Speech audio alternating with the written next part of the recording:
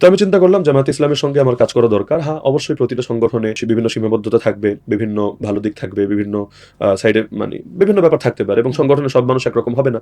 এখানে কেউ জানের চাইতেও বেশি ভালোবাসতে পারে, কেউ আবার কখনো কোনো মনে কোনো কারণে রাগ অভিমান থাকতে পারে, অস্বাভাবিক না। কিন্তু আমি মনে করলাম যাই হোক না কেন আল্লাহর জন্য যেহেতু পথ চলা, কাজ করতে থাকি ইনশাআল্লাহ। আর সবচাইতে বড় ভালো দিক ছিল এখানে ব্যক্তিতন্ত্র নেই, পরিবারতন্ত্র নেই, অভিজাততন্ত্র নেই। কোথাও ব্যক্তিতন্ত্র চলে, এক ব্যক্তি সব। এখানে ব্যক্তির বাইরে জি হুজুর ছাড়া কিছু করার নেই। কোথাও পরিবারতন্ত্র চলে, রাজার ছেলে রাজা, পীরের ছেলে পীর, এই সিস্টেমে একটা গতি চলতে থাকে। কোথাও অভিজাততন্ত্র চলে, যেখানে ব্যক্তিও না পরিবারও না, কিন্তু নির্দিষ্ট একটা শ্রেণী তাদেরকেই সর্বদা উপরে রাখা হবে। তো এভাবে তো যোগ্যতার বিকাশ হবে না, প্রতিভার বিকাশ হবে না। কিন্তু এখানে যেটা দেখলাম না, আলহামদুলিল্লাহ, যোগ্যতাকে মূল্যায়ন করা হয় সবচেয়ে বেশি, যে যোগ্যতাকে এগিয়ে দেওয়ার চেষ্টা করা হয় এবং যে নীতি অনুসরণ করা হয় যে কেউ নিজের ঢোল নিজে পিটাবে না। কিন্তু আমি আমার কথা বলবো না, কিন্তু আমি আপনার কথা বলতে পারবো, আপনাকে এগিয়ে দেওয়ার জন্য চেষ্টা করতে পারবো। আলহামদুলিল্লাহ, এটা তো একটা অনন্যতা। তো সব মিলিয়ে দেখলাম, এখন তো আমি না, সারা দুনিয়া দেখছে। আল জাজিরা রিপোর্ট দেখলাম, আরো বিভিন্ন আন্তর্জাতিক নিউজ মাধ্যমে দেখলাম, তারা বলছে যে আগামী দিনে বাংলাদেশে জামায়াতে ইসলামী ক্ষমতায় আসার সম্ভাবনা তৈরি হয়ে গেছে এবং আন্তর্জাতিক বিশ্ব তাদের সাথে নিয়মিত বৈঠক করছে। তারাও বুঝতে পারছে পাওয়ারে চলে আসতে পারে। আর একটি ইসলামী সংগঠন সব শ্রেণী পেশার লোক নিয়ে ইতিমধ্যে এই পর্যায়ে চলে এসেছে যে রূপরেখা পর্যন্ত দেখিয়ে দিয়েছে। কোনো হুজুগ না যে আমরা ইসলাম কায়েম করবো, এই করবো সেই করবো, সেটা না। একটা পলিসি সামিট করে এবং বিভিন্ন সময় নিজেদের চিন্তা চেতনা এমন ভাবে বলছেন জাতি দেখতে পাচ্ছে এর চাইতে ইউনিক তো কিছু হয় না। বাকিটা তো চেতনা বিক্রি করে খাচ্ছে, এক একজন এক একটা ধান্দা করছে। কিন্তু এখানে দেখা যাচ্ছে এত দূরদর্শী চিন্তা ভাবনা। আমি তো মনে করি বাংলাদেশ জামায়াত ইসলামী যদি এই দেশে ক্ষমতা একবার আসে, দ্বিতীয়বার সরে লাগবে না, কারণ জাতি তাদেরকে মাথার উপর রাখবে, মাথার উপর। তারা দেখবে ওই এরদোগানের ক্ষেত্রে যা হয়েছে, এত ষড়যন্ত্রের পর নির্বাচন আসলে সেই তো আগে যাচ্ছে। মানুষ দেখতে পাচ্ছে যে না, বিকল্প হয় না। তো বাংলাদেশ জামায়াত ইসলামী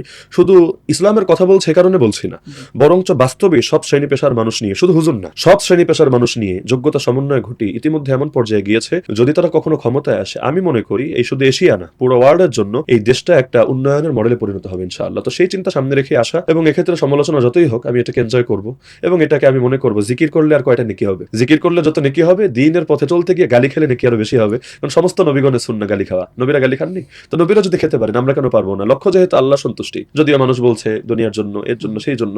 আরে ভাই, এখানে মানুষরা কি হারে কষ্ট করে এটা তো আসলেই দেখবে। এক একজন রোকন হলেও তার ইনকামের অন্তত 5% দিয়ে দিচ্ছে সংগঠনকে, তো সে পাচ্ছে না দিচ্ছে, এটা তো দূর থেকে দেখলে হবে না, কাছে এসে যদি দেখে ইনশাল্লাহ তারাও বুঝবে। আমি বুঝি জামাতের সবচাইতে বড় সমালোচক যারা, দুদিন পর তারাই বুকে জড়াই নেবে ইনশাল্লাহ।